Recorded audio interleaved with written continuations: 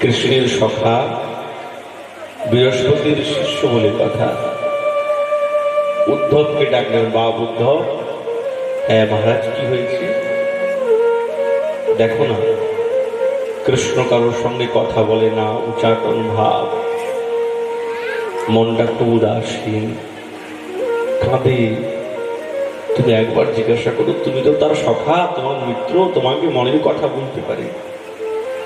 আমাদের খুব বড় চিন্তা, এই চিন্তা থেকে তুমি আমাদেরকে মুক্ত করো। উদ্ধব বলছেন, চিন্তা নেই মহারাজ, দেখছি কি হয়েছে।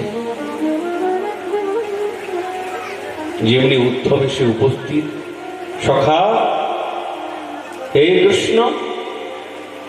উদ্ধবকে দেখা মাত্রই কৃষ্ণ বুকে জড়িয়ে খুব ঝরঝর করে কান চালানো করেছেন। কি হয়েছে তোমার?